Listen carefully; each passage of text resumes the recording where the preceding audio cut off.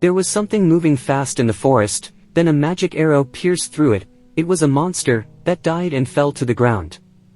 The mysterious archer was disappointed that he only caught an evil eye, and was wondering why isn't his opponent moving. Is he going to stay in hiding and stall for time while he looks for him? That is annoying, but no problem, two can play the same game, but at the end, Elpom will be the one to lose.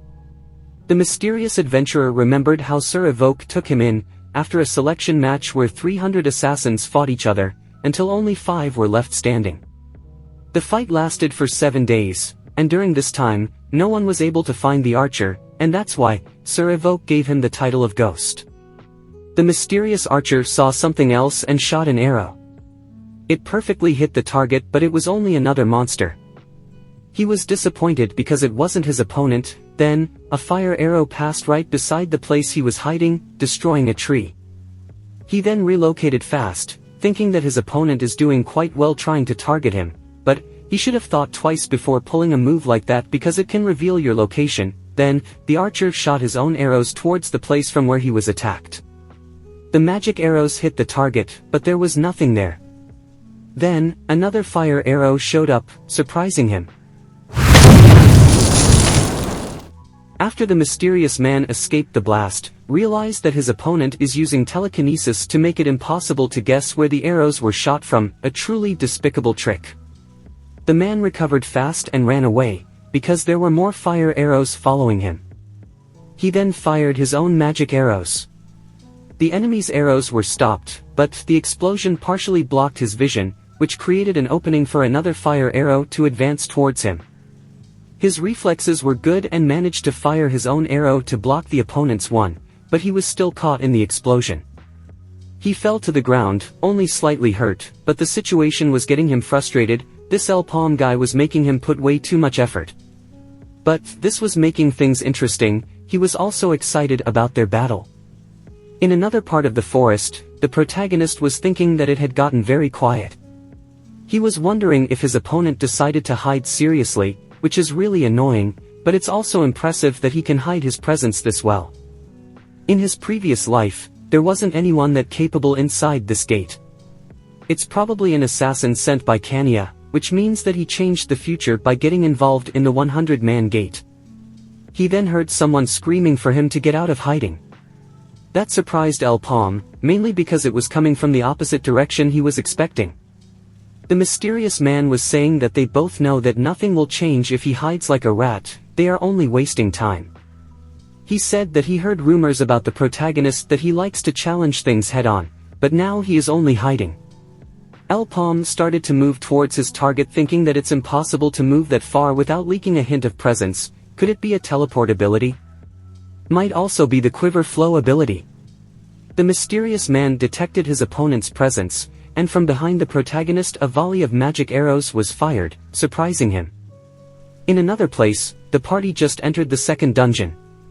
Dibwa was disappointed because he had to abandon his employer, and Ralph said that there is no reason for him to whine like that, because it was Elpom who planned this, so he will probably be able to handle the mysterious archer, even if he is acting a bit too cocky. Dibwa then realized that there were a bunch of human skeletons in the place they just arrived.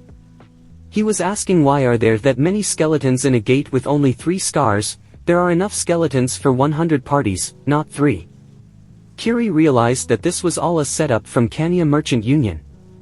The sudden request, the trolling straight from the entry and the number of corpses that don't match the number of scars, must mean that Kanya is a follower of the Black Magician.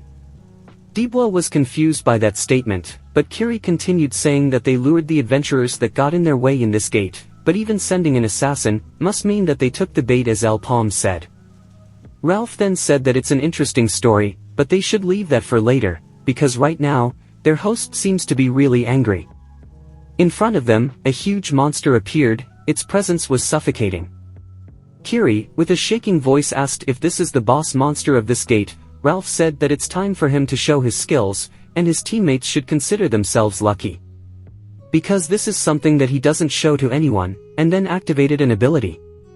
At an earlier time, a couple of adventurers were asked how is Ralph as a person and Iburu, as well as Blonde adventurer answered that his personality is shit and that he is a trashy bastard. Jubra answered that he would do anything for money and that he is trash. Then, they were asked how is Ralph as an adventurer, and the balding man answered that he is pretty useful and that his skills are the best. Also, he is at the peak of third circle as a healer. Ralph used the heal ability on his party members and they were feeling their wound get healed instantly. Kiri realized that the new member of the party wasn't a fighter but a healer, which means that he managed to kill all those monsters without using any skills. Ralph informed his teammates that now it's time for them to work for the reward they received because their opponent doesn't seem to have much patience. The boss monster attacked the party and the healer ran away saying that it's time for his teammates to show their skills. The giant's attack was powerful enough to destroy the ground, and the two adventurers were struggling to hold on, when the boss monster moved closer to eat them. He bit the boulder, destroying it, but Dibwa managed to escape and was hanging onto one of the monster's fangs. The polearm user used the opportunity to struck his opponent in the eye with his weapon. Kiri also started to slash at their opponent, but the boss monster decided to retaliate and tried to grab Dibwa. In that moment, Ralph came in like a flash, hurting the monster's hand and saving his teammate. But that wasn't all, he also kicked the beast right in the face, but that wasn't enough because the giant also tried to punch the man, which avoided the hit. But Kiri ended up being punched and sent flying. Ralph noticed, and while saying that his party members are very needy, he healed her, keeping her in the fight. Seeing this, Dibwa was thinking that the new member is not only healing them from the rear, plus the timing of the heals is perfect, he can fight and also heal them the moment they are in danger. Ralph opened his satchel saying he forgot to tell them something. The first one is a free service, but from now on it will cost them. He took out a book and casted the ability Bless. Kiri was feeling a surge of power from within her. Ralph continued saying that it will cost them 100 mesos per casting, and the two teammates said that they don't need it if that is the case.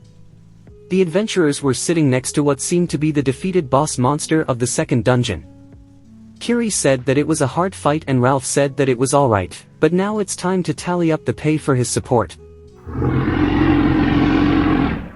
Dibwa complained about the smell and said that he will end the monster's life soon.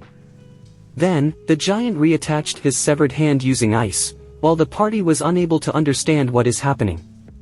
The monsters was severely hurt but it started to get up. He patched up his wounds with ice and was ready for another round of fighting. In the first dungeon, the protagonist was running away from lots of arrows that were destroying everything in their way. He was thinking that something feels off because he can't detect the location from where the arrows are fired. A third circle can use quiver flow as a teleportation skill, but that ability only returns the user to a set point.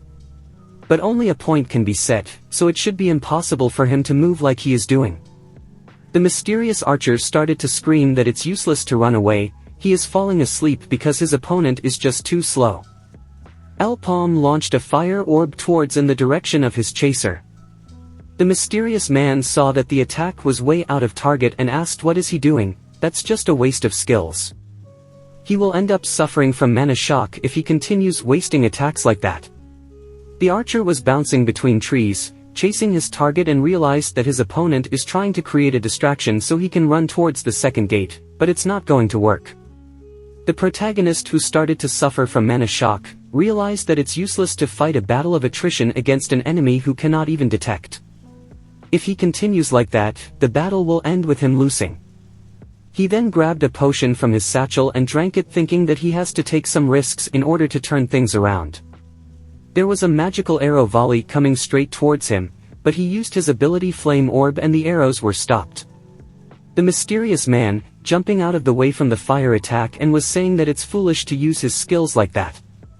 He then noticed something that he didn't expect, there were 6 fire arrows coming towards him. The archer was wondering if his opponent is trying to sacrifice himself to win, because he is using the highest grade skill a third circle can cast during a mana shock. Palm was struggling trying to manipulate all the fire arrows, and was thinking that he might know the archer's secret but he will have to force himself to drag it out. The fire arrows were destroying everything in their way, and the mysterious adventurer noticed that the arrows don't have a target, which means that the protagonist lost his mind. Palm launched another flame orb to chase his opponent, who didn't have a hard time avoiding the fire ability, he was really nimble and it was easy for him to dodge almost any attack. The protagonist was really pushing himself, but he still had more to show. The forest was being leveled by the multiple fire-type abilities being launched all over the place. Elpom was really pushing himself to launch as many attacks as possible, and the mysterious archer was thinking that his opponent is foolish because such attacks will never hit him. His fate is already decided, he will die feeling the pain of his body being torn apart by the mana shock. And symptoms of mana shock were showing up more and more often, and what the mysterious man was thinking was proving to become reality. But Elpom wasn't stopping.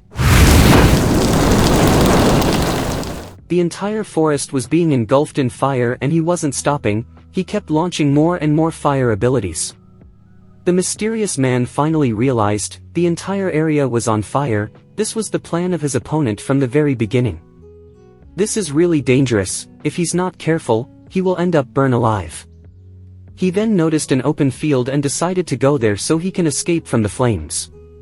But it looked suspicious, an open field right when he needed to escape from the burning forest. So he rushed the opposite direction, and then he realized the true plan behind the forest fire when he saw his brother. He screamed at him to go back because it's a trap. The other brother was surprised, what is he doing there? At that moment, Elpom used his telekinesis and hit one of the brothers with a big boulder. The other brother fired an arrow and destroyed the boulder, but now, the other mysterious archer was free falling. The protagonist jumped through the fire towards his opponent that just fell, with his staff, that was used as a weapon, declaring that he is the first to fall. But the archer wasn't going down without a fight. He managed to parry the attack with his bow, he then used the opening created by his parry to kick his opponent, but he missed, and Elpom was thinking that he needs to finish this quickly because he can barely stand. The protagonist then broke the bow, and the mysterious archer was falling to the ground, and got kicked hard enough to go flying. Elpom wanted to use this momentum to continue attacking because his opponent was hurt, but the other archer fired a bunch of arrows, forcing his opponent to step back. He then screamed to his brother, Nier, to get up. Because the protagonist doesn't have enough mana to use offensive magic, they can end this here. But there was a knife controlled by telekinesis coming towards him. He managed to dodge it, but this was unexpected. He realized that Elpom can still use telekinesis because it doesn't drain much mana. Nier, the bother that got his bow destroyed, grabbed his knife and attacked the protagonist, but the mage wasn't an easy target, he managed to defend every attack with his staff. The other mysterious man was trying to stop the knife with his arrows, but it wasn't that easy. He was still a third circle adventurer, so he managed to hit it, stopping the telekinesis, and declaring that he had enough with little tricks, tried to shoot more arrows, but he was hit with a bunch of rocks, also controlled with telekinesis. At the same time, Elpom was still fighting with the other brother, Nier, who couldn't believe that a magician is such a good melee fighter. He then got kicked in the ribs, and the protagonist was thinking that he cannot give them any room to counterattack. So he grabbed his knife again with telekinesis and started to harass the archer with it. Elpom managed to disarm Nier with his staff and tried to finish the job. Then, he was pierced in the arm with a normal arrow. Nier took advantage of the opening and kicked his opponent away, declaring that his brother is the best. The protagonist dropped his staff and Nier grabbed his knife and rushed towards his hurt opponent to end the battle. He started to ask what can Elpom do with only one arm, but surprisingly, one arm was enough to defend from all his attacks. Nier lost again his knife, the mage was much better at hand-to-hand combat. He grabbed his knife, but he also had his arm caught. With one arm, the protagonist was able to overpower his opponent and Nier was screaming to let him go. But Elpom fired a flame orb right on his position, scaring his enemy. The mysterious archer was left watching from afar how both his brother and opponent got blown up by the fire ability. That explosion sent Nier flying, a tree from the burning forest finally stopping him. The forceful impact left him without air, plus, all the smoke in the hellish forest was making it impossible to breathe. He knew that at this rate, he might end up dying. The other bother was surprised by what he was seeing. The area right next to him was covered by a dome that was trapping all the smoke inside. Nier started to look for his brother, but the visibility was low because of the smoke. He was running through the burning forest. Then, L-Palm ambushed him through the thick smoke. The protagonist was using an arrow as a weapon and Nier defended himself with his coat. Screaming that he is going to kill him, the archer attacked the mage with his knife. One of them died. The mysterious man noticed that the dome was opening, and rushed in looking for his brother and wondering what happened inside. He then noticed his brother on the ground, heavily hurt. He grabbed him and asked if he is okay, but he didn't have time for that. They dragged the battle for too long, they need to grab the Phoenix Fathers and leave. But Nier's body was a couple of feet further away. The mysterious archer noticed it, but it was too late. L-Palm was already one step ahead. The fight was finally over, the protagonist reached his limit, it was time for him to rest, even if the entire forest was still burning. Inside the second dungeon, the party was still fighting to defeat the boss monster. Dibwa was punched away, and then the monster attacked again and the polearm user was sent flying along with a bunch of ice and snow. He was struggling to fight the giant, it felt like it was impossible to win. The boss monster was towering over the man, it then went for another punch against the helpless adventurer, but Ralph showed up from behind, avoided the attack of the beast and saying that those attacks are too slow, punched his opponent right in the face. But that did no damage, the ice was too tough. The monster took advantage of the situation and caught the man, who was now struggling to survive from being crushed. Kiri showed up and cut Ralph free from the beast's hold, and stated that with this, she paid off for the help he offered her. Then, they both jumped off, but the giant tried to punch them, fortunately, it missed. It then started to chase the two adventurers. The beast jumped into the air, and then slammed into the ground with all its weight. Ralph casted heal on himself and his teammates, and all of them were ready to fight again with the boss monster. Dibwa asked if his new teammate managed to find a way to defeat their opponent and Ralph answered that there is something on its back. Dibwa was confused about where exactly on its back, after all, this is a giant, where exactly on its back. Ralph said that his teammate needs to shut up and distract the enemy, so he can sneak behind it and attack the weak point. Dibwa blocked an attack from the boss monster and screamed at his teammates to quickly take advantage. Ralph and Kiri were approaching from behind the beast, but it noticed them and swatted them away. Dibwa decided to try and climb up the monster thinking that their opponent is quite smart, but it wasn't that easy, he was struggling to avoid the giant's attacks, when he got punched hard and sent straight into the ground. The boss monster then went to step on its opponent and Kiri was screaming at Ralph to heal their hurt party member. But it was too late, the giant stomped onto the man. Ralph was having a hard time recovering from the last hit. He then announced that he has only 4 heals left, so they should do their best to dodge. The monster started running towards them and Ralph announced that he will look for an opening. The beast was too strong, it caught up to Kiri and hit her away. Ralph healed her while saying that he told her to not get hit and she immediately got hit. She got healed but it was for nothing because she had fainted. The giant was chasing Ralph, trying to also hit him. At the same time, Dibwa was hurt badly, looking to be knocked out. He was remembering a previous discussion with L-Palm about circling up. The protagonist was saying that his teammate already has enough experience to reach second circle, so it would be best if could do it soon. Dibwa asked if it's something that he could do just because he wanted to. L-Palm answered that it depends from person to person, he cannot just tell him how to do it, you have to find the feeling yourself. Dibwa didn't know what to do, or where to start from.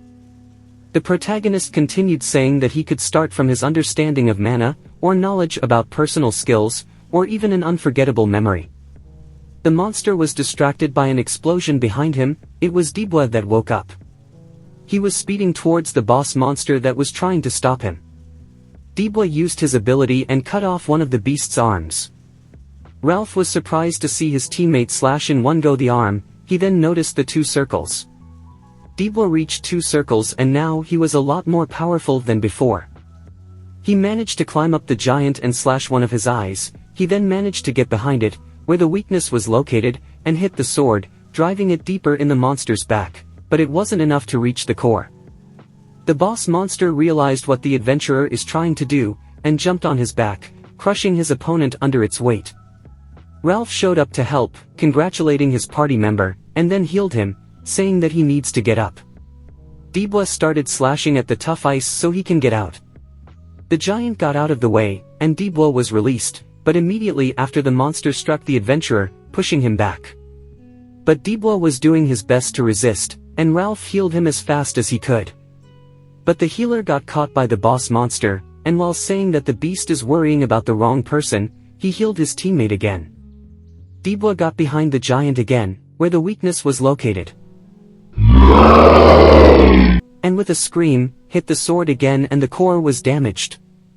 Dibwa wanted to go for another swing, but the beast started shaking and he lost his balance, and then, he was punched into the ground. Dibwa woke up from his frenzy, and didn't know what was going on. He saw that Ralph was next to him and asked what is happening, but his teammate was knocked out. The giant started to run away, and the ice that was keeping his body together started to disintegrate. His arm fell off, and after, more ice pieces started to come off, then he lost his ice foot and fell to the ground. He knew that this is the end but was desperately trying to hold on to his life. Dibwa was looking from afar as the boss monster was slowly dying. Sometime later Kiri woke up, and Dibwa noticed. She was surprised that they are all still alive and asked what happened to the monster. He answered that she can check for herself. He also said that he got hungry and tried to eat its meat, but it was too tough. She appreciated his courage and then asked if he was waiting for them to wake up. Dibwa answered that he didn't really had a choice because there doesn't seem to be an escape gate. The weather is also bad, so resting could do only good. Plus, Ralph's condition looks pretty bad. So he was thinking of going to scout only after the weather gets better. After the weather got better, he told Kiri that she should rest some more because he will go scouting. The wind was still pretty harsh, but the adventurer couldn't be stopped by this much. He was thinking that the day is already over, then, he started to wonder if his employer is doing well. He heard something from behind. It was a monster, something to be expected. He was thinking that these bastards keep him from exploring more. He returned to their cave and Kiri woke up and asked if he found the exit. When she saw him, she got startled and asked what happened to him. Dibwa answered that he encountered some annoyances that he took care of. She was surprised to hear that there were still monsters left and offered to come and help him during exploration. He answered that someone needs to take care of their dying teammate, they cannot just abandon him.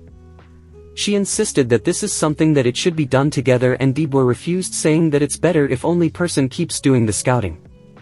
There is no reason for Kiri to waste her strength, it's better if she rests.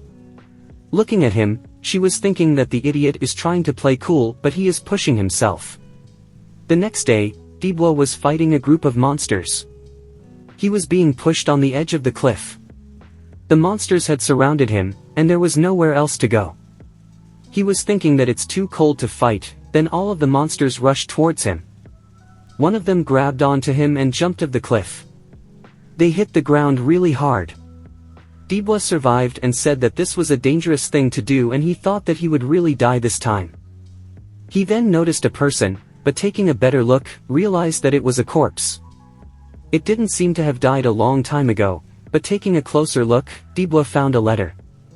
It had a bunch of writing in the front. It was saying that this is for the person who finds him to read. Also, even if it's not much, he offers as a reward the gloves that he is wearing, they will be of great help for a warrior. He also fell into Kanya's trap with his comrades, who died fighting the snow yeti.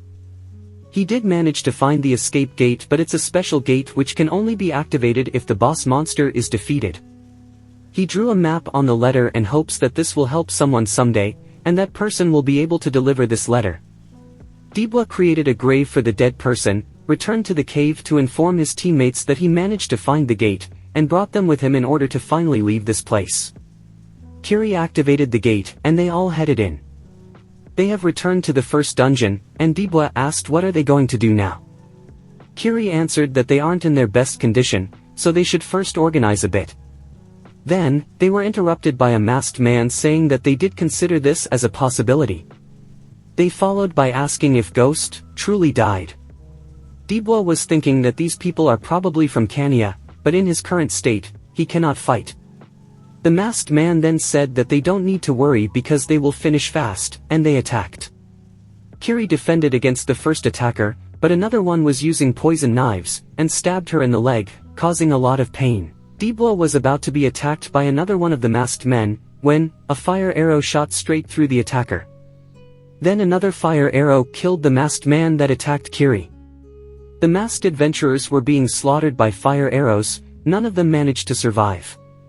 The two party members knew only one person that can do something like that, and Dibla stated he didn't want to say it, but he has to, and El Palm, their savior, asked if he wanted to see him that badly. Dibla answered that yes, they can leave it at that. But, since he was late, he should buy them some beers. Thank you for watching the 6th part of the series, The Last Adventurer. If you liked it, please don't forget to like and subscribe. Let me know in the comments who do you want to take leadership of the party, El Palm or Ralph. Thanks and bye-bye.